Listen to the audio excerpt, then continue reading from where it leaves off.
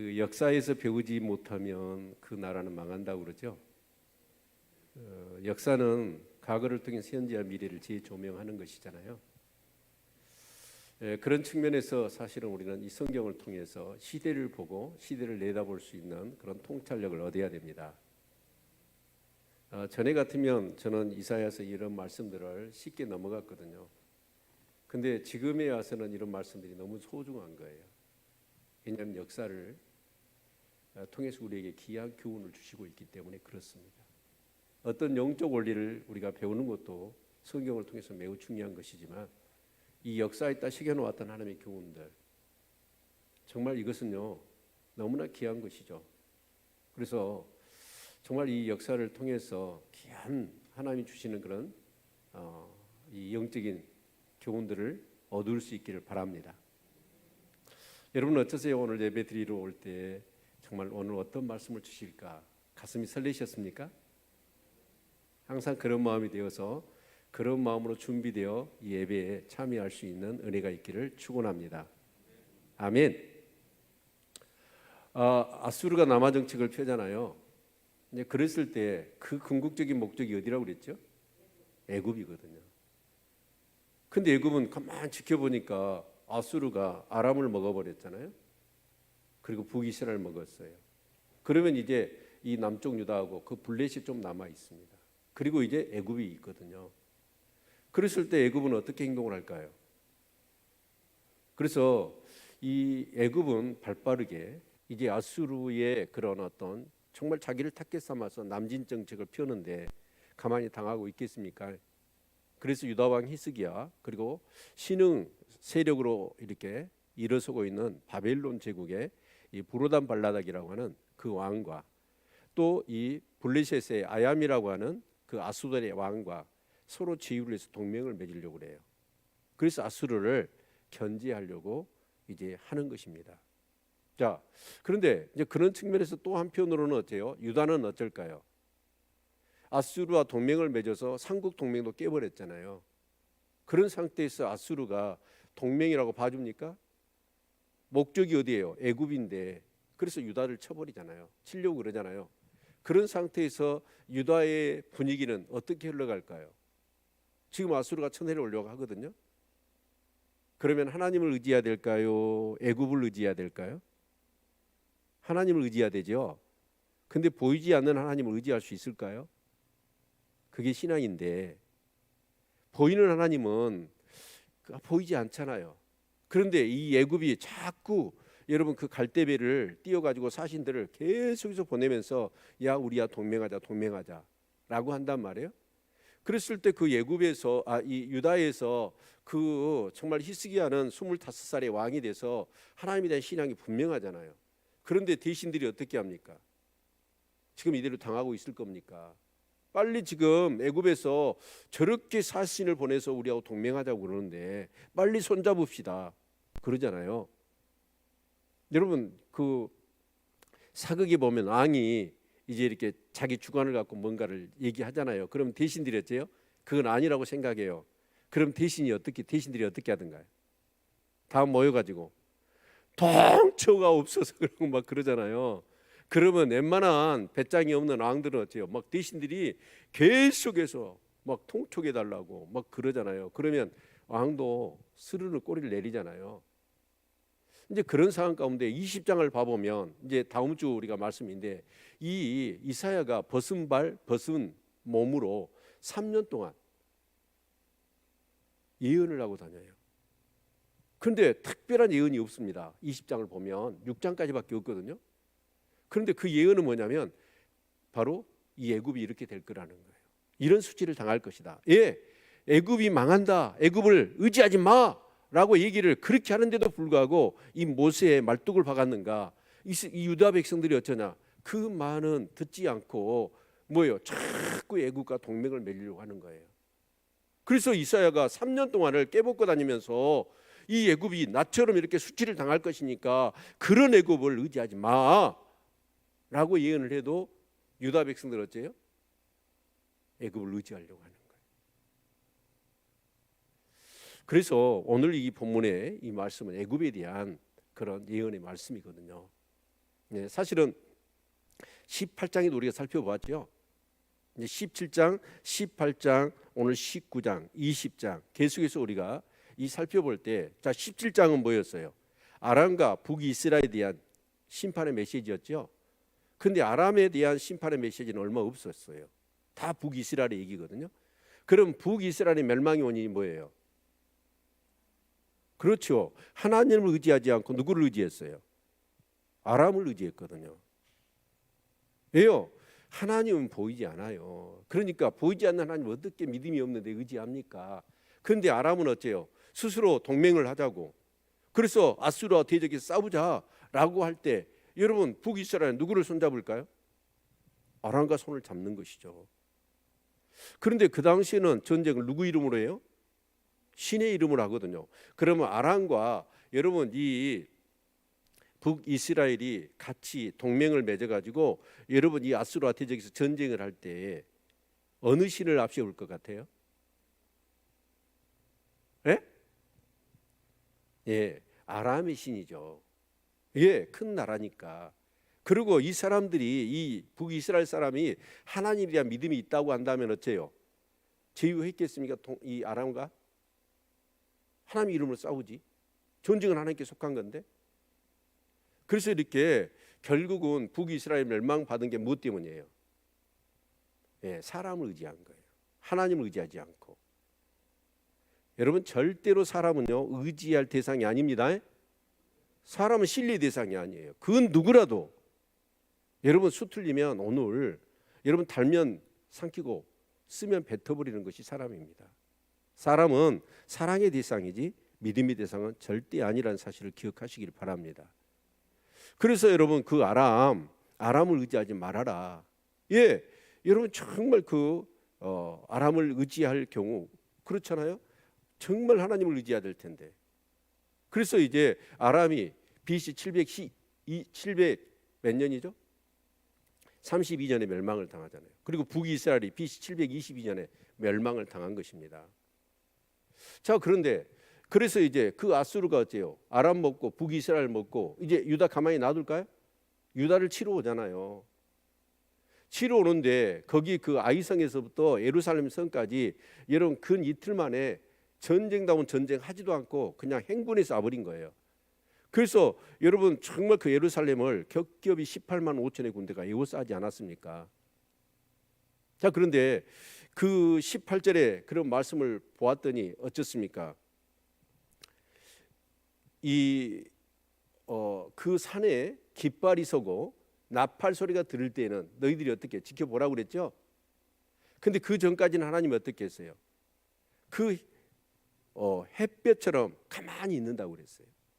그런데 그 다른 유다도 죄가 있기 때문에 그런 어떤 성들이 무너질 때까지 하나님이 가만히 계셔서 정오의 햇볕같이. 그런데 예루살렘을 치려고 하니까 그때 하나님이 어떻게 하시겠다는 거예요? 그들을 일순간에 쳐가지고 결국은 어때요? 독수리야 짐승의 밥이 되게 하겠다고 했잖아요. 근데 여러분 그것을 결국은 누구한테 얘기를 했냐면 이 애굽이 계속 동맹을 맺자라고 얘기를 하니까 그 유다 사람들 너희들 그들하고 동맹하지 마. 그러면서 결국 그 애굽은 무너질 거라는 거예요. 그런 나라를 뭐하러 의지하냐? 하나님을 의지해라 라고 하는 차원에서 그 말씀을 주셨잖아요. 그렇죠? 그래서 결국은 어때요? 그 히스기야 왕은 예루살렘 성을 18만 5천이 정말 겹겹이 포위를 했지만 그 아수르 군대가 이겼습니까? 이건 말도 안 되는 얘기죠. 하룻밤 사이에 하나님의 사자가 임해가지고 18만 5천의 그 아수르의 군대가 다 송장이 됐다고 그랬어요. 그리고 사네립은 군사가 없는데 어떻게 왕이 싸웁니까? 그래서 자기 고국으로 돌아갔다가 결국 어떻게 합니까? 두 아들에 의해서 죽임을 당해요. 그랬죠? 그러면 아수르가 쳐들어왔어. 여러분 이스라엘은 유다보다도 10배나 더 센 나라입니다. 그런데 그런 나라가 속절없이 무너졌는데 그 아수르는 어떻습니까? 예루살렘을 이 유다를 쳐들어왔는데 거기서 이 아수르가 패망을 하고 본국으로 돌아갔잖아요. 무엇 때문에 차이가 뭐죠? 북이스라엘과 남유다의 차이가 뭡니까? 그렇지, 사람을 의지했느냐 하나님을 의지했느냐 그 차이를 여실히 보여준 거예요. 아멘. 네. 이제 그래서 이런 얘기를 이제 이 애굽 사람들이 다 들었잖아요. 그러면 어째요? 야, 우리하고 동맹을 맺어야지. 너희들이 어떻게 아수르를 감당해내? 그런데 여러분 이 유다 왕 히스기야가 여러분 이 아수르 군대를 이겨버린 거예요. 그들이 깜짝 놀랐겠죠. 그러지 않을까요? 네. 그러면서 오늘 본문의 내용이 이제 유다의 애굽에 대한 내용이거든요. 그래서 1절 볼까요? 애굽에 난 경고라 보라 여호와께서 빠른 구름을 타고 애굽에 임하시리니 애굽의 우상들이 그 앞에서 떨겠고 애굽인의 마음이 그 속에서 녹으리라. 먼저 19장의 구성을 보면 이 15절까지는 뭐냐면 가까운 애굽의 어떤 그런 예언이라고 한다면 18절부터는 먼 미래 애굽에 대한 예언이에요. 그리고 16절로 19절은 그 중간을 이어주는 어떤 설명 구절, 이렇게 구분을 하면 이 19장이 잘 이해가 되리라고 봅니다. 자, 15장까지는 뭐예요? 애굽의 가까운 미래에 대한 예언이고 18절부터 끝절 25절까지는 먼 미래 애굽에 대한 예언이라고 이해를 하시기를 바랍니다. 예. 자, 그런데 그 빠른 구름을 타고 애굽에 임하신다는 거예요. 누가? 하나님이. 자, 하나님이 임하시면 무엇 때문에 임하실까요? 하나는 심판, 하나는 상 주시려고. 그렇죠? 근데 애굽에 임한 것은 무엇 때문이에요? 심판하시기 위함이죠. 결국은 애굽은 어떠냐? 자꾸 하나님의 백성들을 어떻게 했습니까? 계속해서 사람을 보내가지고 야, 우리와 동맹을 맺자. 그러면 어떻게 될까요? 여러분, 그 유다 사람들이 거기에 동요가 되지 않겠습니까? 그러겠죠. 아수르가 쳐들어와요. 그러면 유대가 작은 나라인데 얼마나 동요가 심해요. 히스기야가 아무리 믿음을 갖고 우리가 전쟁을 하나님께 속한 것이니까 우리가 싸우자라고 얘기를 하더라도 계속해서 애굽에서 사신행전들이 이어지면서 동맹을 맺자라고 막 얘기를 하면 여러 애굽에 뭐 이렇게 친애굽파들이 있을 거 아닙니까? 그럼 그런 사람들이 자꾸 이제 얘기를 하게 되니까 막 흔들린다는 거예요. 그런데 하나님 뭐라고 그래요? 그 애굽을 의지하지 말라고. 근데 애굽은 자꾸 그렇게 얘기를 하니까 하나님이 어떻게 애굽을 치시는 거예요. 이해가 되죠? 네. 그래서 첫 번째 뭐냐면 애굽의 우상들이 그 앞에서 떨겠고 애굽인의 마음이 그 속에서 녹으리라. 결국 애굽은 어떤 나라예요? 우상 숭배의 나라 아닙니까? 그렇죠? 그래서 그들의 어떻게 보면 그 땅과 하늘의 신, 그렇게 해서 일반 백성들은 아피스라고는 소신을 섬겼어요. 그래서 그 요셉이 그 형제들이 곡식을 얻으러 왔을 때 너희들 뭐 하는 사람이냐라고 바로가 물을 거라고. 그럼 뭐 하는 사람이라고 얘기를 하라고 그랬어요? 목축하는 사람이다. 그러면 그들의 신을 어떻게 해요? 치어서 잡아먹는 사람들이니까 애굽인들은 히브리 사람을 가증히 여긴다고 그랬죠. 그래서 같이 밥을 먹으면 부정을 타고 또 가증히 여기기 때문에 같이 친하게 지내지를 못하는 것이죠. 그래서 어떻게 보면 유대 민족이 어떻게 보면 그들의 나름대로의 어떤 그런 종교와 어떤 것들을 지키려고 하는 그런 의도였던 것이죠. 자, 그런데 결국은 애굽은 어쩌냐? 결국 이 아피스라고 하는 이 소신을 그들이 섬겼잖아요. 그리고 왕 중의 신이 따로 있었습니다. 라라고 하는 바로 태양신이죠. 그리고 여러분 이 이스라엘 백성들이 출애굽을 할 때 10가지 재앙이 일어나죠. 그 10가지 재앙은 무슨 전쟁일까요? 신들의 전쟁입니다. 그 애굽인들이 섬겼던 신들이 얼마나 정말 헛된 것인가라는 것들을 10가지 재앙을 통해서 하나님이 치신 거예요. 첫 번째 재앙이 피재앙 아닙니까? 그 피재앙이 어디에 일어났어요? 하수에 일어났죠. 나일강이 그들의 또 신이었거든요. 그런데 그것을 쳐버리잖아요. 두 번째 재앙이 개구리 재앙입니다. 개구리 재앙은 뭐예요? 개구리 알 까는 거 보셨어요? 씌워봤습니까? 안 씌워봤습니까? 엄청나게 많아요. 다 산의 신이에요. 그래서 그런 모든 애굽의 신을 하나님이 전부 다 이스라엘 백성들한테 그리고 애굽 사람들한테 그걸 보여준 거예요. 진짜 신이 누구냐? 하나님이 여호와다. 아멘. 그렇게 해서 이스라엘 백성 출애굽시켜서 하나님의 유일신 신앙으로 그들을 이끌어내신 거죠. 아멘. 그런데 여러분 그 애굽의 우상들이 떨더라는 거예요. 하나님 진짜 이 여호와 하나님이 임하시니까. 그래서 이제 그 하나님께서 어떻게 하시냐면 세 가지를 애굽 땅에 심판을 내리시는 거예요. 첫 번째가 뭐냐면 2절 볼까요? 그가 애굽인을 격동하사 애굽인을 치게 하시리니 그들이 각기 형제를 치며 각기 이웃을 칠 것이요 성읍이 성읍을 치며 나라가 나라를 칠 것이며. 예, 여기 보면 애굽인을 격동해서 애굽인을 친다라는 거예요. 그러니까 내란이 일어난다는 얘기잖아요. 그렇죠? 예, 그러면서 형제가 형제를 이웃이 이웃을 또 이렇게 앙조가 있었을 때 그 앙조들이 서로 이렇게 싸우게 되어지는. 예, 그래서 3절에 애굽의 정신이 그 속에서 채약할 것이요 그 도모는 그의 파신 바가 되리니 그들이 우상과 마술사 신접한 자와 요술객에게 물으리로다. 예. 그래서 그들이 어떻게 해요? 애굽인의 어떤 그런 이 애굽이 어떤 나라입니까? 4대 문명을 이루었던 나라 아닙니까? 대단한 나라예요, 사실은. 그렇죠? 예. 여러분 뭐 이렇게 그 뭐 아라비아 숫자나 은계 뭐 그런 것도 이제 그 그리스 거기서 이렇게 나오기도 했지만 그런 배경이 되어지는 모든 학문적인 토대가 사실 애굽에서 이루어졌다고 그래요. 그러니까 대단한 나라였던 것이죠. 자, 그런데 그런 자꾸 내란이 일어나고 같이 이제 그렇게 되어지니까 어떻게 해요? 애굽이 쇠약해지겠죠. 그러면 이제 그런 당시에는 이제 그런 어떤 재앙의 수준에 있는 어떤 그런 내란이 일어나고 여러분 그렇게 되니까 거기에 이게 거기 이 술사와 신접한 술객들 그런 사람들이 뭔가 자꾸 이제 그런 사람들이 묻지 않겠습니까? 누구한테 물어야 되는데 하나님께 물어야 되는데 그들은 하나님이 없잖아요. 그래서 결국은 이제 그가 애굽인을 잔인한 그가 누굴까요? 하나님이시죠. 하나님의 애굽인을 잔인한 군주의 손에 붙이시니 포악한 왕이 그들을 치리하리라. 주 만군의 여호와의 말씀이니라. 이제 프사메티쿠스라고 그래요. 이제 그 사람이 굉장히 유대의 역사에 애굽의 역사에 있어서는 아주 잔악한 왕이었다고 합니다. 그래서 백성들을 굉장히 그제 억압을 하고 폭정을 이렇게 했다고 그럽니다.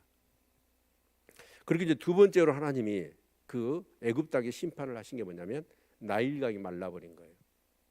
6,300km에 해당되는 어마어마한 어떻게 보면 정말 나일강이 마른 적이 없는데 나일강이 어떻게 되냐? 자, 5절 볼까요? 바닷물이 없어지고 강이 잦아서 마르게. 이 바닷물이라는 게 바다가 아니라 뭐예요? 예, 나일강을 얘기합니다. 여러분 갈릴리 바다예요? 갈릴리 호수예요? 근데 성경에 보면 갈릴리 바다라고 디베라 바다라고 얘기 나오잖아요. 예, 그러니까 좀 크니까 그 당시에 아마 바다로 표현을 한 것 같은데 이 나일강도 그렇습니다. 여러분 나일강이 어쩌죠? 수에즈운河를 하나 파가지고 거기에 뭐예요? 그 문배가 다녀요? 별로 생각이 안 나네. 그 배로 여행하는 건 뭐예요? 예, 크루즈선이 다니잖아요. 아, 저도 이제 나이 들어가지고 단어가 잘 생각이 안 나. 예, 근데 이 어마어마한 뭐 바다 같은 그런 강입니다. 나일강은 그 특히 하구 쪽으로 오게 되면 자 그런데 그게 말라버린다는 거예요. 그러면 그것을 통해서 여러분 유대에 세 가지 산물이 있어요. 하나는 그 나일강이 그러니까 가나안 땅에는 기근이 생겼지만 어째요? 나일강은 물론 요셉의 어떤 그런 지혜를 통해서 곡식을 비축도 해놓았지만 사실은 어째요? 곡창지대입니다. 지금 뭐 이렇게 사료값 뛰고 막 뭐 밀가루값 올라가고 이해 그러죠? 곡창지대가 지금 전쟁 바다가 돼버렸잖아요. 그러듯이 어떻게 보면 이 애굽은 그 나일강의 젖줄 속에서 어마어마한 곡창지대였거든요. 근데 그 곡식을 생산해내지를 못해. 두 번째는 뭐냐면 이 물고기. 그래서 8절은 어부들은 탄식하며 물은 나일강에 낚시를 던지는 자는 슬퍼하며 물에 그물을 치는 자는 피곤할 거다. 왜요? 물이 말라버리고 그러니까 어떻게 해요? 고기들이 다 죽어버린 거지. 그래서 여러분 그 고기를 잡을 수가 없었던 것이죠. 세 번째는 뭐냐면 세마포지요. 거기는 이 애굽 땅 나일강 중심으로 해가지고 뭐가 있냐면 직물, 옷감 이걸 만드는데 굉장히, 그래서 그런 것들을 수출을 통해서 아프리카나 또 팔레스타인 그 지역으로 해서 지중해를 건너서 저 유럽 쪽으로 굉장한 무역을 했거든요. 그런데 그 직물이 하나도 이렇게 생산해낼 수가 없었던 것입니다. 그래서 애굽의 기둥이 부서지고 풍구들이 다 마음에 근심하리라. 뭔가 기둥 같은 애굽의 그런 산업과 그런 것들이 다 부서지고 풍꾼들이 마음에 근심을 하더라. 이렇게 하나님이 치시는 거예요. 이게 몇 번째라고요? 두 번째. 세 번째는 나오도 안 했어라고. 자, 세 번째가 뭐냐면, 자, 이제 그런 어려움이 생기면 어떻게 해야 될까요? 11절, 수완의 방백은 지극히 어리석었고 바로의 가장 지혜로운 모사와 모략은 우준하여졌으니 너희가 어떻게 바로에게 이르기를 나는 지혜로운 자들의 자손이라 나는 옛 앙들의 후예라 할 수 있으랴.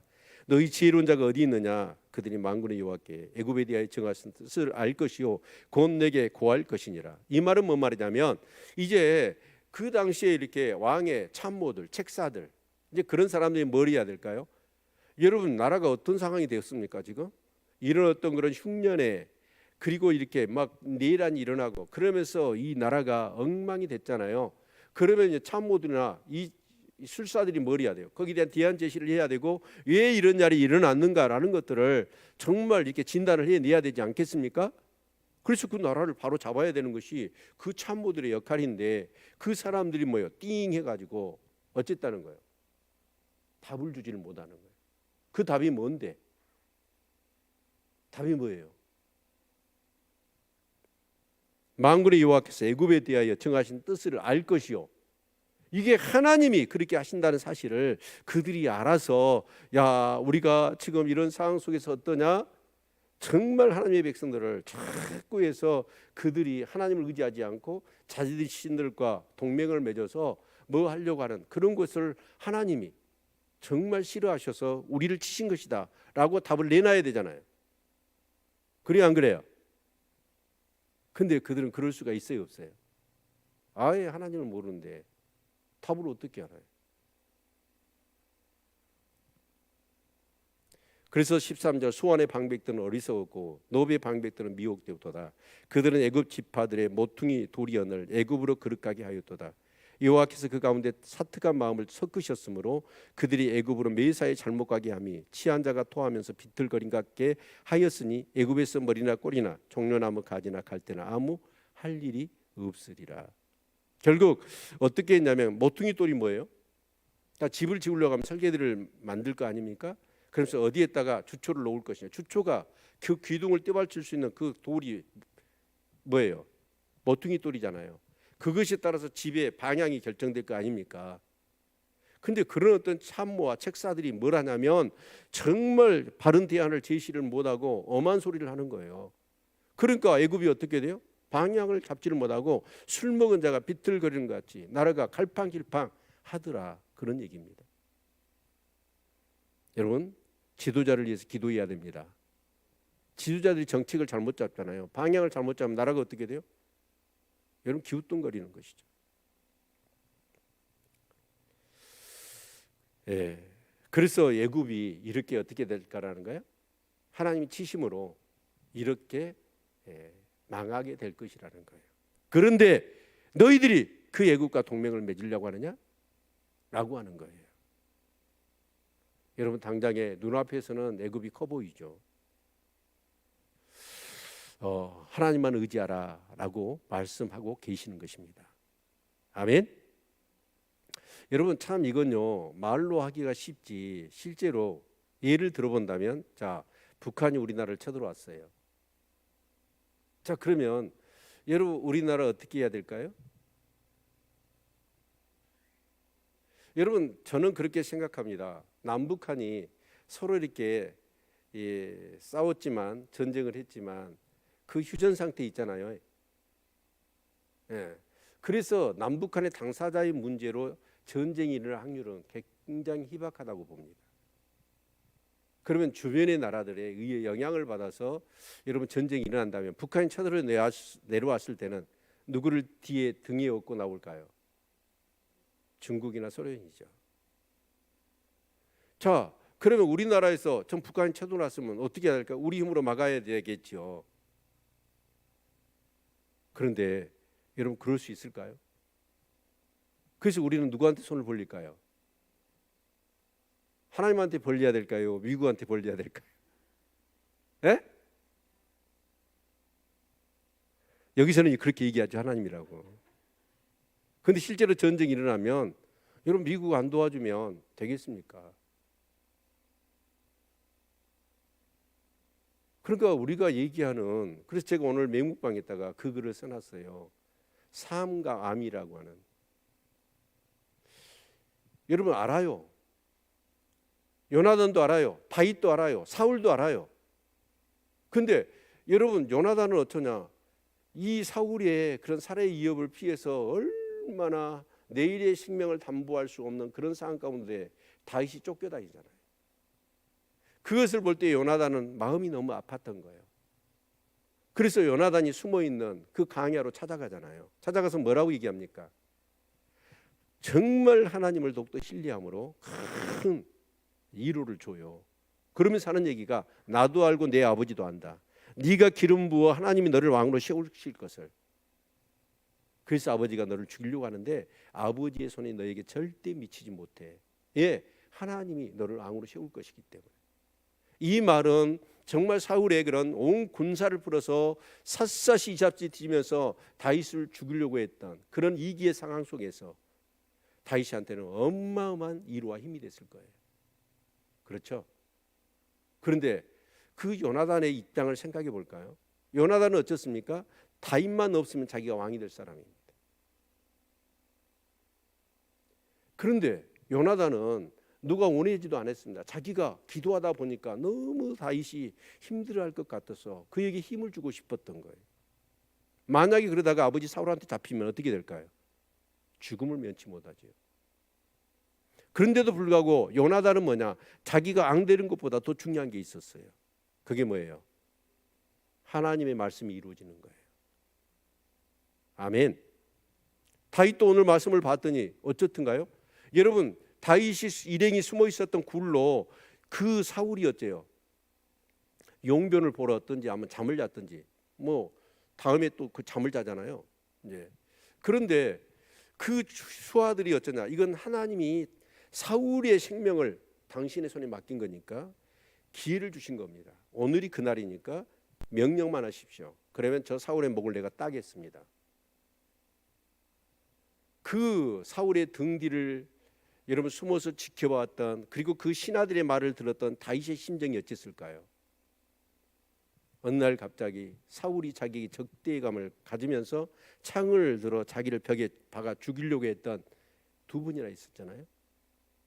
그러면서 이유도 없이 그렇게 군사를 풀어서 자기를 죽이려고 했던 사울, 그것 때문에 평안한 가정, 자기 생활이 깨져버렸고 자기 가족마저도 내몰리는 그런 상황 속에서 정말 내일을 알 수 없는 그런 상황 가운데 이 강야 저 강야로 정말 그렇게 도망자의 삶을 살아야 했던 지난날의 그 눈물로는 정말 보낼 수 없었던 그 강야의 무수한 밤들이 아마 다윗의 내리를 스쳤을 겁니다. 그 얘기를 들었을 때 아 그렇구나, 진짜 하나님이 나한테 기회를 주시는구나.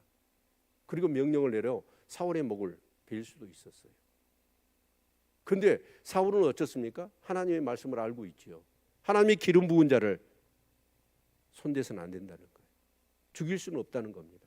그 말씀이 어째요? 다윗을 확 여러분 잡아버린 것이죠. 그래서 백성들한테 피하지 마라. 그러면서 그 사울에게 자기가 사울을 죽이려고 하는 의도가 없다는 사실을 정말 밝히기 위해서 이 사울의 옷자락을 베잖아요. 그것마저도 가슴에 그 기름 부은 자의 그 옷을, 그 하나님의 권위를 내가 침탈했다라고 하는 그 아픔이 느껴졌잖아요. 그런데 다윗은 알아요. 그 사울의 목만 베면 자기의 운명이 완전히 바뀌고 자기가 왕이 될 거라는 것. 그런데 그것보다는 하나님의 말씀 칼로 자기가 왕이 세워지는 게 아니라는 거예요. 하나님이 세우신다는 거예요. 그 믿음이 있었기 때문에 사울은 어떻습니까? 다윗은 사울을 죽이지 않아요. 여러분 우리는 그렇습니다. 알미라는 거, 깨달음, 하나님 말씀을 깨닫잖아요. 그러면 그대로 살아야 돼요. 그런데 오늘 우리는 어쩌냐? 아는 것과 그렇게 사는 것이 너무 거리가 멀어져 있는 거예요. 많은 것을 아는데 삶이 따르지 않으니까 어떻게 해요? 그렇게 박식하고 박학한 것 같은데 그게 이선으로 비천함으로 다가오잖아요. 그런데 여러분 삶은 있는데 알미 없어요. 그러니까 어떻게 해요? 하나님이 하셨다는 것을 모르고 여러분 요행으로, 운으로, 그래서 교만해지는 것이죠. 여러분 왕과 삶은 일치해야 됩니다. 행함이 없는 믿음은 죽은 믿음이죠. 아멘. 여러분 정말 말씀대로 살아가는 우리 성도님들 되시기를 주의 이름으로 축원을 드립니다. 아멘. 여러분 하나님을 의지해야 된다는 거 알아요. 그런데 적이 쳐들어왔어. 그 적이 어떤 적이에요? 그 큰 아람도, 그 큰 여러분 북이스라엘도 그냥 순식간에 무너뜨리고 침략해버려 정복했던 그런 아수르거든요. 그런 아수르가 자기들 쳐들어오는데 여러분 어떻게 할까요? 애굽하고 동맹을 맺어야지. 근데 보이지 않는 하나님을 의지한다? 그러면서 그 애굽의 동맹을 뿌리친다? 여러분 결코 쉬운 일이 아닙니다. 우리가 신앙생활 하지만 여러분 정말 궁극적인 것은 뭐냐면 행함에 있습니다. 그렇죠? 그런데 그 말씀대로 알지만 정말 살아내지 못하는 사람들이 얼마나 많습니까? 그것은 극히 나를 죽이고 끊임없는 그런 훈련을 통해서 가능한 것이죠.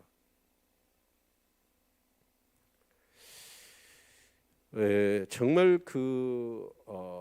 계속해서 말씀을 읽어보았지만 아수르의 18만 5천의 군대가 하룻밤 사이에 여호와의 사자가 임해서 그들이 몰살을 당해버려요. 그리고 승리를 하지 않습니까? 그 믿음이 있기를 축원합니다. 아멘. 사람을 의지하고 여러분 물질을 의지하고 세상을 의지하지 않는 게 아니라 오직 하나님만 의지하라는 것이죠. 그리고 16절 이후를 보면 그날의 애굽인의 분노와 같을 것이라 그들이 만군의 여호와의 흔드시는 손이 그의 흔들림을 인하여 떨며 두려워할 것이며 유다 땅은 애굽의 두려움이 되리니 이는 만군의 여호와께서 애굽에 대하여 정하신 모략을 인함이라 그 소문을 듣는 자마다 떨리라. 여러분 아마 애굽 사람들의 역사 가운데 특히 17대 왕조였던 힉소스 왕조 때 그 히브리인들이 출애굽을 할 때 10가지 재앙을 통하여서 정말 그리고 홍해가 갈라지면서 그렇게 했던 역사들을 그래도 알고 있지 않겠습니까? 그리고 또한 이 25대 구스 왕조에 의해서 애굽이 정권을 완전히 찬탈당하고 나서 이렇게 애굽이 내일 안에 휩쓸리고 이런 어떤 나일강에 그런 재앙이 임하고 그러면서 정말 그 리더십이 흔들리면서 정말 그랬던 그런 이 가정들. 그런데 그것이 전부 다 이사야가 선지자가 말씀한 대로 일어나 버렸잖아요. 그래요, 안 그래요? 이것을 깨닫고 나니까 여러분 그 애굽 사람들 중에 일부가 어쨌다는 거예요. 그게 바로 16절 17절이죠. 그날의 애굽인의 분야와 같을 것이라 그들이 만군의 여호와의 흔드시는 손이 그의 흔들림을 인하여 떨며 두려워했다는 거예요. 그런 상황 속에서 술사들도 모르고 정말 이리저리 헤매고 그 답을 찾지 못했지만 그러나 극히 소수의 사람들이 어쩌냐 하나님이 그렇게 하시는 손길을 보았다라는 거예요. 그래서 그들은 두려워 떨었다는 것이죠.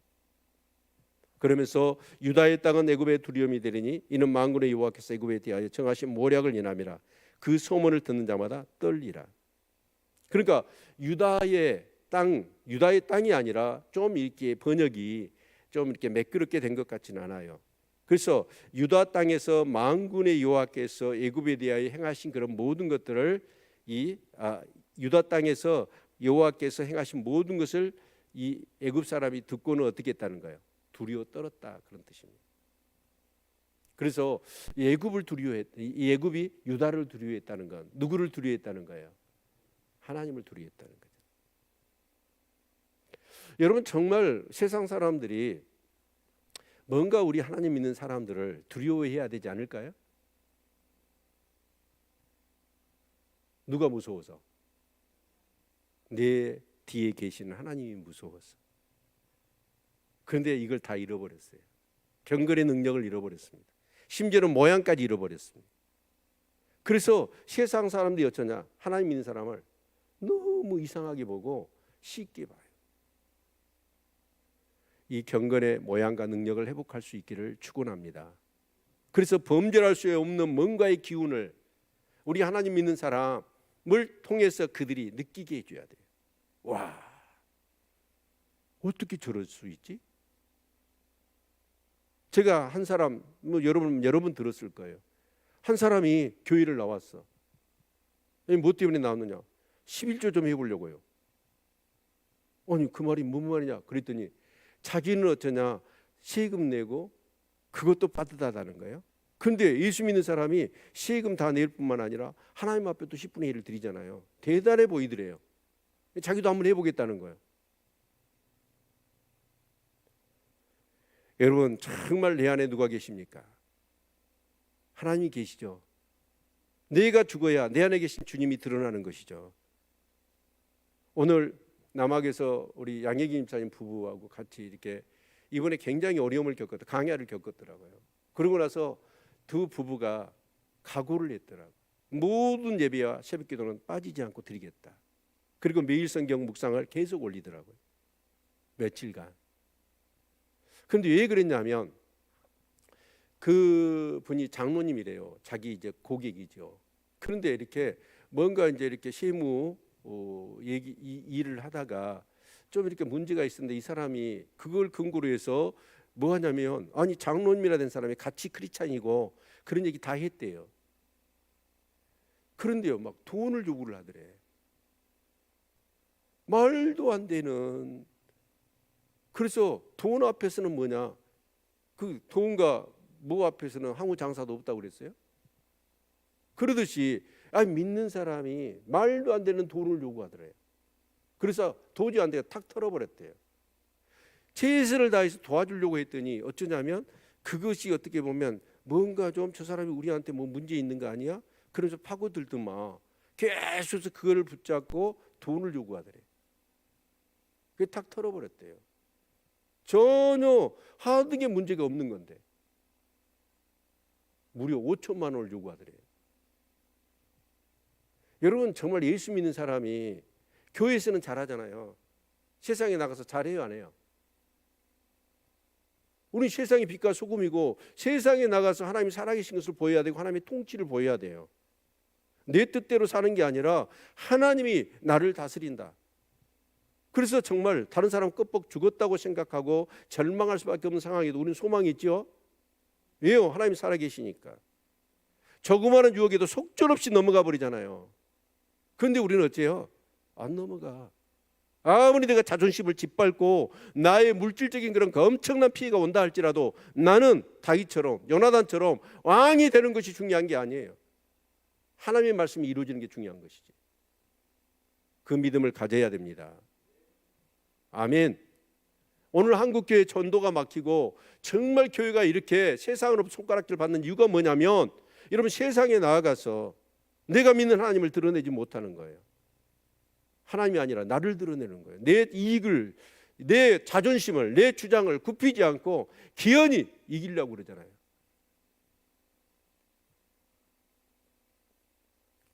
제가 좀 흥분을 했네.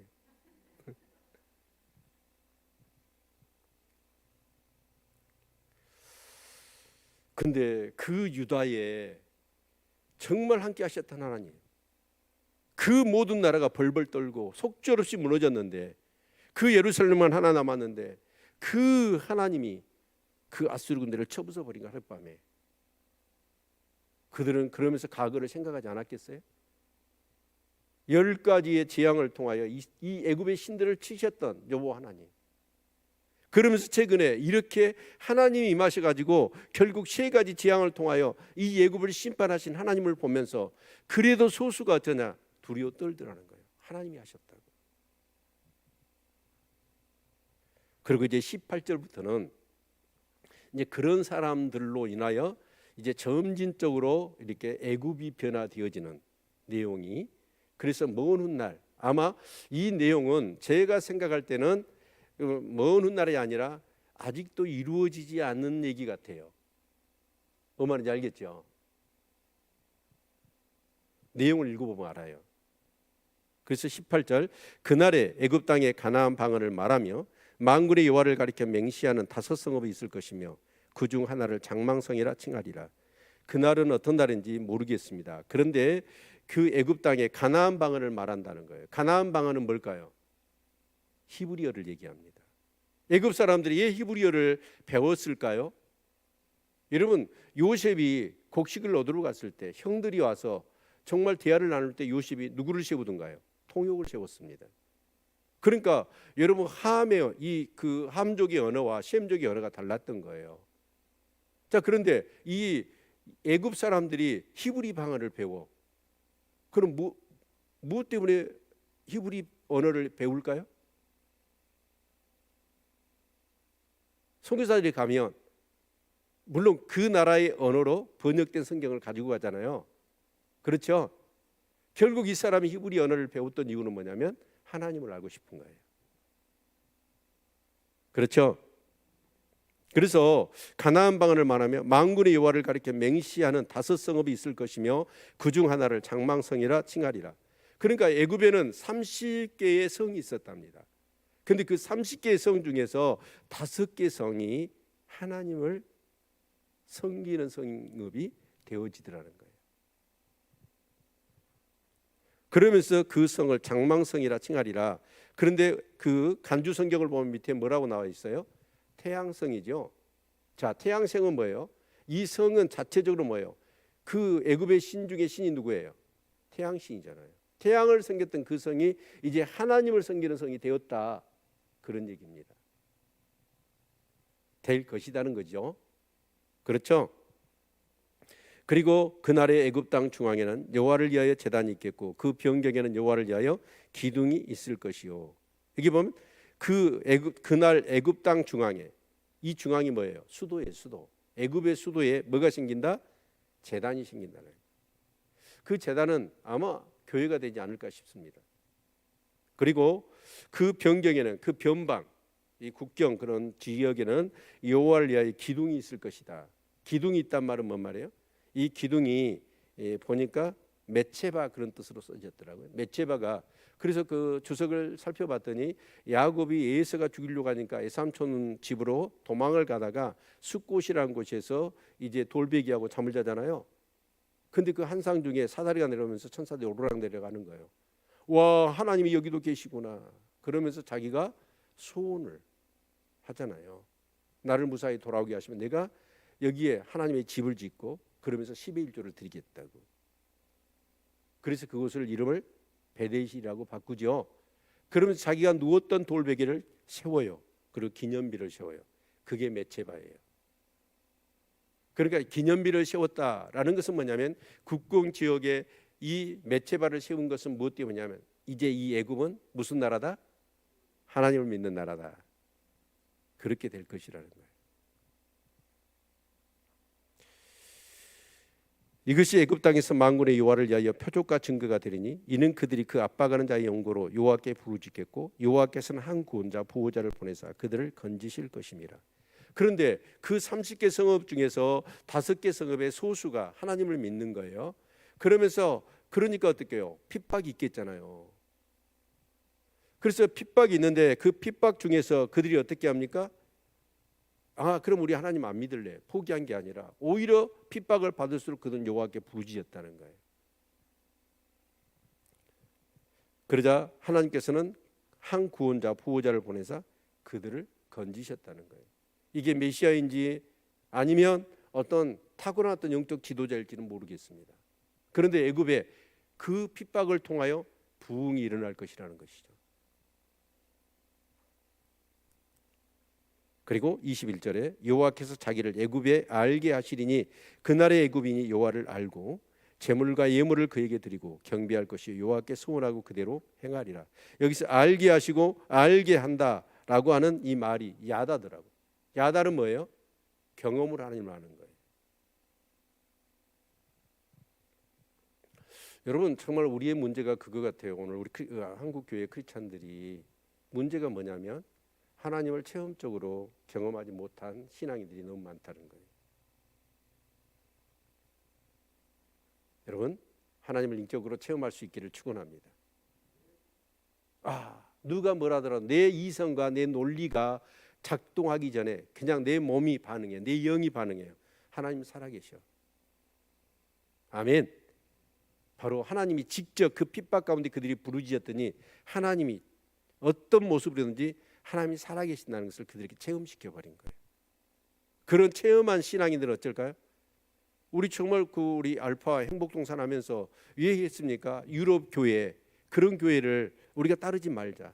그런데 유럽 교회가 아무리 지금 교회가 술집으로 바뀌고 많은 사람이 이제 하나님을 떠났어도 남아있는 사람 누구였어요? 노인들인데 그 노인들을 조사해 봤더니 그 노인들이 그런 어떤 세상의 유혹에도 불구하고 믿음을 지킬 수 있었던 사람들 누구죠? 하나님을 체험했던 사람입니다. 그 사람들은 아무리 시대가 바뀌고 여러분 이 영성이 다 바뀌고 분위기가 다 바뀌더라도 하나님을 떠나지 않아요. 하나님을 체험하시기를 바랍니다. 아멘. 그래서 어제 우리가 센터 예배 드리면서 우리 여기 한 행자가 앉아 있는데 참 이렇게 얘기를 할 때 나는 혼자고 애롭고 막 그런 얘기를 하시더라고.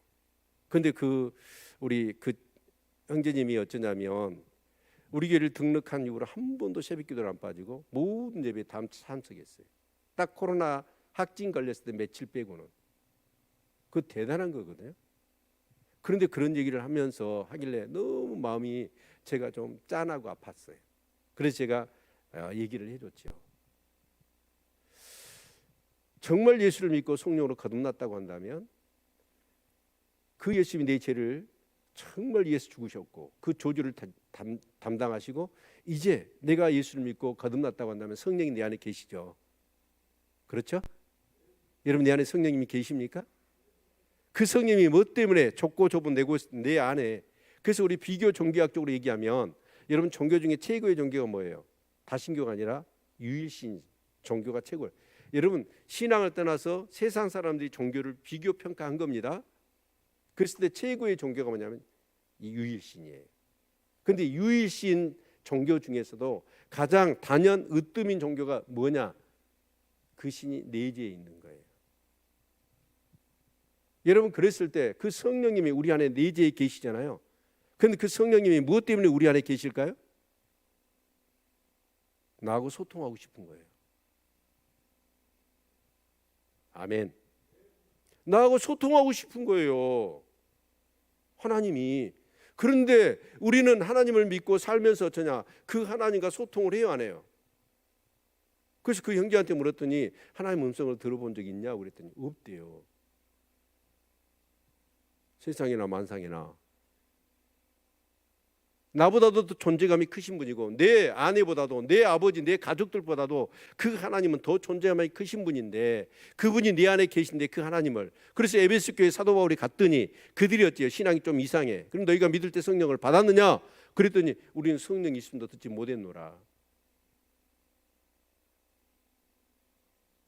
안타까운 것이죠. 예수님은 친구이시잖아요. 아멘. 자, 친구는 어떤 분이에요? 어떤 사람이 내 친구입니까? 여러분 스스럼 없이 같이 연락하고 아무 때나 여러분 그렇게 카톡을 하고 전화를 해도 어째요? 진짜 얼굴 찡그리지 않고 다 내가 기쁨을 얘기하면 자기 기쁨 이상으로 기뻐해주고 내가 힘든 것을 얘기하면 정말 자기 일처럼 힘들어하고 그런 분이 친구 아니에요? 근데 그분이 네 안에 친구로 와 계시거든요. 그러면 어째요? 정말 미주알 고주알 정말 내 삶에 이 참 그런 것 같아요. 이 성령님을 어머니라고 하는지 하나님을 아버지라고 그러고 그렇게 표현했는지 알겠더라. 우리 이제 아이가 셋이잖아요. 혜수하고 의혁이하고 은평이하고. 근데 하도 아들놈들은 전화를 안 해. 돈 필요할 때만 전화하지. 그래서 내가 그랬어요. 돈을 주면서 야 너희들 일주일에 한 번씩은 통화하자 그랬거든요. 그래도 안 해. 이게 이 울대가 굵어서 에너지가 소모가 많이 돼서 그런가는 모르겠는데 근데 예수는요 어쩌냐면 하루에도요 수시로 전화해가지고 미주알고자 그날 있었던 것을 다 얘기를 해. 그러면 너 얘기를 많이 하니까 핸드폰 켜놓고 다른 일 한다니까. 저는 계속 떠들어. 그럼 지가 얘기하다가 어째 김치가 있으면 듣는 거야 안 듣는 거야? 들어야. 근데요 하나님은 정말 그래요. 저와 여러분하고 뭐 하라고? 소통하고 대화하기를 원하셔. 그래서 오직 있으면 한국교회가 어쩌냐면 듣는 기도. 내가 하는 기도가 아니라 듣는 기도. 그 훈련을 많이 시켰잖아요. 하나님 말씀하실까요 안 하실까요? 우리 양혜인 입사님 오늘 간증을 하는데 그 문제가 다 해결됐거든요. 깨끗하게 해결됐대요. 해결됐는데 이번에 이 성경 말씀을 통하여 참 이 매일 성경이요 꼭 점쟁이 같아요. 그 상황 속에서 딱 정확한 말씀을 주더래요. 그날 4일을 연속으로. 그래도 그 문제가 딱 해결되더래. 그래서 그 창강한 음성, 그 주일날 불렀던 찬양이 있죠. 이 기쁨을 알 사람이 없도다. 그 하나님과 정말 대화를 나누면서 정말 내 삶을 주님과 같이 함께 걸어가는 그 삶은 세상 사람들이 알 수 없는 기쁨이라는 거예요. 아멘. 여러분, 나보다도 더 존재감이 크신 분이에요. 하나님은. 그분이 내 안에 계시거든요. 그분하고 대화를 해보세요. 반드시 하나님 말씀하시는데 어떻게 하시냐면 가장 일반적으로 성경을 생각나게 하셔. 말씀이 생각나게 하셔. 다윗도 그러잖아요. 사울을 당신 손에 맡긴 겁니다. 기회를 주신 건데 그날입니다. 오늘이. 죽입시다. 그런데 다윗은 그 주위의 사람들의 말보다 뭐가 생각나요? 하나님의 말씀이 생각나. 그게 뭐예요? 하나님이 기름 부은 자를 죽일 수 없다는 거예요. 그런 애가 있기를 바랍니다. 그러나 또 어떤 성령님은 어떻게도 역사하시냐면 어떤 단어를 주시기도 하고 어떤 감화 감동을 주셔요. 그러면서 다양하게 여러분 정말 불처럼 임하시기도 하고 때로는 비둘기처럼 임하시기도 하고 이슬비처럼 임하시기도 하고 태풍처럼 임하시기도 하고 불꽃처럼 임하시기도 하잖아요. 그런 하나님을 경험하시기를 바랍니다. 그럴 때는 정말 신앙에 힘이 나죠. 아멘. 예. 그래서 결국은 어쩌냐? 22절 볼까요? 여호와께서 애굽을 치실 것이라도 치시고는 곧 치실 것이므로 그들이 여호와께로 돌아올 것이라. 여호와께서 그 간구함을 들으시고 그를 고쳐 주시리라. 하나님이 뭐 때문에 칠까요? 너희들 죽으라고 치는 게 아니라 이것 받고 정신 차리라는 거예요. 왜 정신 차리면 그들을 고쳐 주시는 거죠? 아멘. 하나님은요 인격자십니다. 절대로 의심하지 마십시오. 나보다도 훨씬 더 인격자십니다. 그래서 우리를 비인격적으로 대하시는 적이 없어요. 그 좋으신 하나님을 경험하시기를 축원합니다. 그런데 이 애굽이 사고를 치네. 어떤 사고를 치냐면 23절 같이 읽어볼까요? 시작. 그날에 애굽에서 아수르로 통하는 대로가 있어 아수르 사람은 애굽으로 가겠고 애굽 사람은 아수르로 갈 것이며 애굽 사람이 아수르 사람과 함께 경비하리라. 여러분 대로는 그 당시에 뭐 때문에 뚫을까요? 실크로드 그런 정말 앙이 대로 뭐 때문이죠? 무역하려고 물건 사고 팔려고. 근데 이 애굽이 대로를 열었어요. 어디로? 아수르로. 그런데 그 대로는 뭐하기 위한 대로예요? 복음의 대로. 하나님의 말씀을 전하려는 대로. 그래서 애굽 사람들이 아수르에 가서 복음을 전하는 거예요. 그랬더니 아수르 사람이 어떻게 해요? 같이 하나님을 경배하더라는 거예요. 애굽에 이런 일이 일어날까요? 안 일어날까요? 예?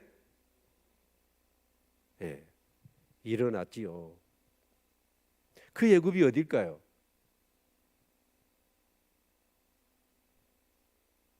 어떤 나라의 애굽보다도 우리가 출애굽을 했어요. 그래서 홍해를 건넜잖아요. 홍해를 고린도전서에는 뭐라고 얘기합니까? 세상에서 나와서 예수를 믿기로 할 때 세례를 받은 거 아닙니까? 그때 애굽은 어디예요? 세상을 얘기합니다. 이스라엘이 아닌 이방 나라들. 이방 나라들에게 여러분 그 이스라엘이 거부했던 그 복음이 어떻게 해요? 이방에게. 그래서 이 사도행전 9장부터 11장에 보면 사도 바울이 고민을 하잖아요. 정말 디아스포라를 쫓아다니면서 복음을 전했습니다. 그랬더니 디아스포라 유대인들이 복음을 받아들인 게 아니라 누가 복음을 받아들여요? 이방인들이. 그러면서 그 유대인들은 어쩌냐? 자꾸 핍박을 하는 거예요. 그래서 도대체 이 우리 민족은 하나님의 특별한 8가지 복을 받지 않았느냐? 그런데 어떻게 이방인들은 그렇게 쉽게 복음을 받아들이는데 오히려 유대인들은 핍박자가 되느냐? 그러면서 자기 생명을 찌하더라도 자기 고리총칙을 구해달라고 여러분 사도 바울이 기도하지 않습니까? 그랬더니 하나님이 가르쳐 주시는 거예요. 저희들이 시기 나게 하겠다는 거예요. 왜요? 정말 그 복음이 그 유대인들이 언약 백성들이 거부했던 그 복음이 이방인들에 가. 그래서 이방인들이 복을 받아. 그런 모습을 보면서 유대인들이 나중에 어떻게 될 거라는 거예요. 시기 나가지고 복음을 받아들이게 될 거라는 거예요. 이것이 하나님의 계획이었다라고 가르쳐 주시잖아요. 아멘. 그래서 24절 25절 읽고 마치겠습니다. 그날에 이스라엘이 애굽과 아수르로 더불어 셋이 세계 중에 복이 되리니 이는 만군의 여호와께서 복을 주어 가라사대 나의 백성 애굽이여 나의 손으로 지은 아수르여 나의 산업 이스라엘이여 복이 있을지어다 하실 것임이니라. 그래서 그날에 이스라엘 애굽 아수르로 더불어 셋이 세계 중에 복이 될 거라는 거예요. 아멘. 그런데 25절에 보면 순서가 바뀌죠. 어떻게요? 누가 제일 먼저 나와요? 애굽, 그 다음에 아수르, 그 다음에 이스라엘이에요. 여기서 이것은 뭐냐면 기수가 아니라 소수입니다. 기수와 소수의 차이가 뭐죠? 기수는 그냥 수의 크기만을 얘기해요. 양을 얘기하잖아요. 소수는 뭐냐요? 순서를 얘기하는 거예요. 이게 소수로 쓰여졌어요. 그럼 첫째가 누구라는 거예요? 애굽이 된대요. 둘째는 아수르고 셋째가 누구예요? 이스라엘. 이스라엘 맨 꼴랑지가 된다는 거예요. 장자가 누구냐? 그 장자였던 이스라엘. 그렇게 우리는 장자다 자랑했던 그들이 꼬랭배기가 되고 정말 그들이 개취급했던 이방인들이 뭐가 된다는 거예요? 첫째가 장자가 된다는 거예요. 이게 일어났어요? 안 일어났어요? 네? 일어났잖아요. 일어나고 있는 중이잖아요. 그래서 아직 이스라엘에 돌아오지 않았어. 알리야 운동이 일어나면서 정말 이스라엘의 회개 운동이 일어나고 정말 그들이 어째요? 이 크리스찬이란 말을 못 쓰잖아요. 그건 여러 가지 이제 십자군 전쟁이나 여러 가지 어떤 것들이 있긴 한데 결국 메시아 주라고 하는 이 예수를 믿는 유대인들이 많이 지금 돌아오고 있습니다. 이건 진행행위죠. 하나님 말씀은 능력이 있습니다. 그 말씀대로 그대로 일어날 겁니다. 아멘. 네. 결국은 오늘 메시지 핵심 20장과 같이 더불어 보면 자, 애굽 의지하지 말라는 거예요. 세상 의지하지 말라는 거예요. 누구만 의지하려는 거예요? 하나님만 의지하려는 거예요. 쉽지 않습니다. 북한이 쳐들어온대. 여러분 하나님 의지하겠어요? 미국 의지하겠어요? 네? 쉬운 일이 아닙니다. 여러분 내 삶 가운데 자꾸 하나님보다는 보이지 않는 하나님보다는 보이는 여러분 돈이나 권력이나 세상 사람 찾는 것이 먼저. 정말 우리는 그렇게 살아요. 그런데 여러분 다윗을 보면 요나단을 보면 그게 뭐냐? 왕이 되는 게 문제가 아니에요. 쉽게 왕이 되는 게 문제가 아니고 하나님 말씀이 이루어지는 게 먼저입니다. 이 믿음이 있기를 축원합니다. 아멘. 기도할까요? 오늘 말씀을 통해서 하나님은 여러분에게 어떤 음성을 주십니까? 그래도 얼마나 귀에 말뚝을 박았든지 애굽 의지하지 말라 하는데도 불구하고 애굽을 의지하니까 하나님이 마지막 방법 이사야야 너 맨몸으로 멸망할 애굽의 수치를 네가 보여라. 그래도 그렇게 얘기를 해도 3년 동안 그렇게 이사야가 그 애굽을 의지하지 말라고 메시지를 전했는데도 불구하고 여전히 그들은 애굽을 의지합니다. 세상이거든요. 하나님보다도 세상을 의지하려고 하는 마음.